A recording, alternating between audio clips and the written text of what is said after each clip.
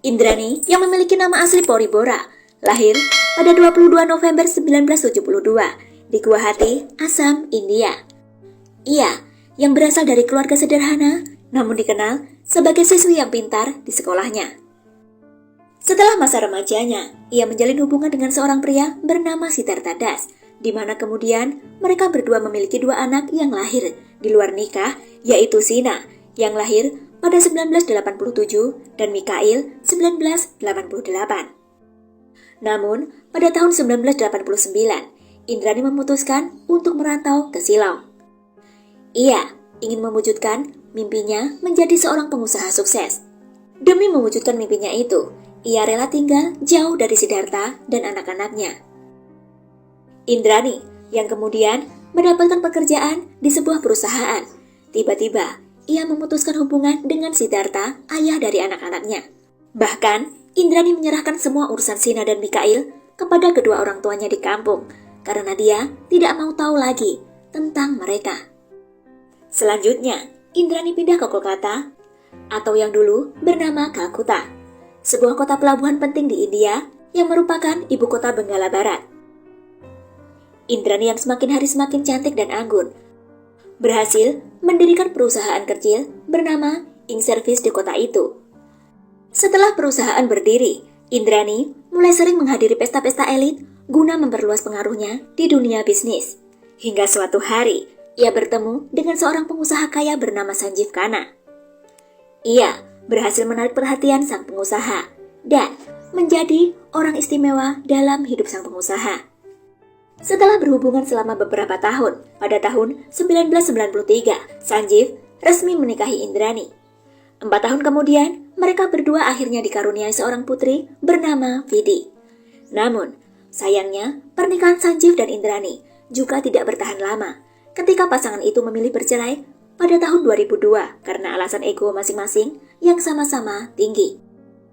Setelah bercerai dengan Sanjeev, Indrani pindah ke Mumbai yang merupakan kota terbesar di India. Sama seperti sebelumnya, Indrani rajin datang ke pesta-pesta yang biasanya dihadiri oleh para pejabat tinggi dan para kaum elit. Kali ini, ia bertemu dengan Peter Mukherjee, seorang duda kaya dengan 2 anak yang telah dewasa dari pernikahan sebelumnya.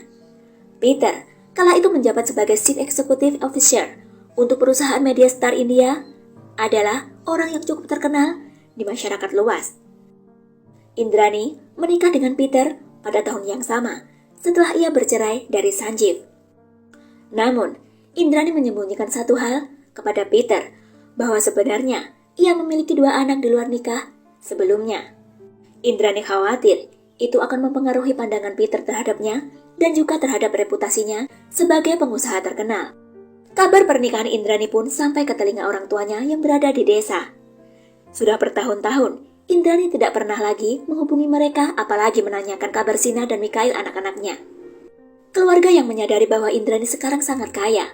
Ayah Indrani menghubunginya untuk meminta bantuan keuangan dan demi membiayai pendidikan Sina dan Mikhail. Indrani mulai tergerak hatinya. Ia setuju dan memilih untuk mengirim Mikhail untuk belajar di luar negeri, sementara Sina putrinya dibawa untuk tinggal bersamanya di kota Mumbai. Namun, sebelum berangkat, ada satu syarat yang diberikannya untuk Sina, dan mau tidak mau, Sina harus setuju dengan syarat itu jika benar-benar ingin ikut sang ibu.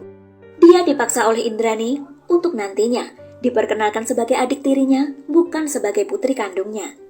Sina sedih mendengarnya, namun ia bisa apa? Pada sang ibu ia berkata, "Baiklah Bu, aku menurutimu." Kedatangan Sina disambut dengan baik oleh Peter dan Vidhi, anak dari pernikahan Indrani dengan Sanjeev yang ternyata telah lebih dulu tinggal bersamanya di Mumbai. Pada tahun 2008, Rahul Mukherjee yang merupakan putra sulung Peter dari istri pertamanya datang mengunjungi rumah ayahnya, dan di sanalah ia mulai bertemu dengan Sina. Singkat cerita, keduanya kemudian saling jatuh cinta dan menjalin hubungan diam-diam sebagai sepasang kekasih. Namun, hubungan Rahul dan Sina ditentang dengan keras oleh Indrani begitu ia tahu hubungan kedua anak itu. Apalagi saat Indrani mengetahui bahwa Sina telah mengingkari janjinya dengan memberitahu Rahul tentang identitas aslinya, bahwa ia sebenarnya bukan adik tiri Indrani, namun putri kandung Indrani. Indrani sangat murka. Ia mengatakan pada Sina bahwa ia tidak akan mendapatkan warisan darinya. Indrani pun berkata akan mewariskan semua kekayaannya kepada Vidi. Sina yang tak mau mengalah pun balik mengancam sang ibu untuk mengungkapkan semuanya ke publik jika itu terjadi. Dan Peter, suami Indrani yang juga ayah dari Rahul, ternyata sudah mengetahui status Sina sebagai anak kandung Indrani dari penjelasan Rahul. Peter yang sesungguhnya kecewa dengan Indrani, namun ia masih bersabar. Dan Peter mengatakan pada Rahul, ia menyetujui hubungan mereka. Pada Oktober 2011, Rahul berhasil bertunangan dengan Sina, pujaan hatinya. Indrani yang kini menjabat sebagai Chief Executive Officer in Media Company yang ia dirikan bersama Peter, menyadari bahwa Sina putrinya kini menjadi ancaman nyata dalam hidupnya. Maka, pada 24 April 2012, tak seperti biasanya, tiba-tiba sikap Indrani berubah. Ia mengundang Sina untuk makan malam bersamanya. Dan keesokan harinya lah, Sina mulai gagal ditemukan dimanapun. Berkali-kali Rahul mencoba menghubunginya, tetapi tidak ada jawaban apapun. Hingga suatu ketika, Rahul menerima pesan teks dari Sina yang tiba-tiba meminta untuk mengakhiri hubungan dengan alasan karena dia sudah memiliki pria lain. Rahul curiga dengan isi pesan itu. Ia tidak puas dan mencoba meminta penjelasan dari Indrani sang ibu sebagai orang terakhir yang terlihat bersama Sina sebelum tunangannya itu menghilang. Rahul merasa sulit untuk percaya ketika Indrani mengatakan kepadanya bahwa Sina telah pergi ke Amerika Serikat dengan kekasih barunya yang lebih kaya raya. Rahul dan Mikhail, adik laki-laki dari Sina, segera membuat laporan pada polisi tentang raibnya Sina. Namun, polisi tidak menyelidiki lebih lanjut karena menurut mereka itu lebih merupakan masalah pribadi. Sebulan kemudian, tepatnya pada 23 Mei 2012, warga di desa Gagode Budruk menjadi gempar ketika mencium bau yang sangat busuk yang berasal dari kawasan hutan di dekat desa mereka. Setelah diperiksa, mereka menemukan tubuh manusia yang sudah tidak lengkap dan sulit dikenali tertanam di kuburan dangkal di hutan itu. Hari demi hari, minggu demi minggu, bulan demi bulan, bahkan tahun demi tahun berlalu. Baru pada tahun 2015, petugas mulai memata-matai seorang sopir pribadi yang bekerja untuk Indrani, bernama Shamfar Rai. Shamfar yang kemudian ditangkap karena kepemilikan senjata ilegal. Nah, ketika dalam pemeriksaan petugas lebih lanjut, Shamfar membuat pengakuan mengejutkan bahwa pada 2012 dia telah membuat Sina menghilang untuk selamanya. Shamfar mengungkapkan bahwa Indrani adalah dalang di balik semuanya. Menurut keterangannya, orang lain yang menjadi kaki tangan Indrani dalam aksi itu adalah Sanjeev, mantan suami Indrani, ayah kandung dari Vidi. Sanjeev yang telah dipengaruhi Indrani khawatir jika Vidi tidak akan mendapatkan harta apapun dari Indrani jika Sina berhasil menikah dengan Rahul kelak.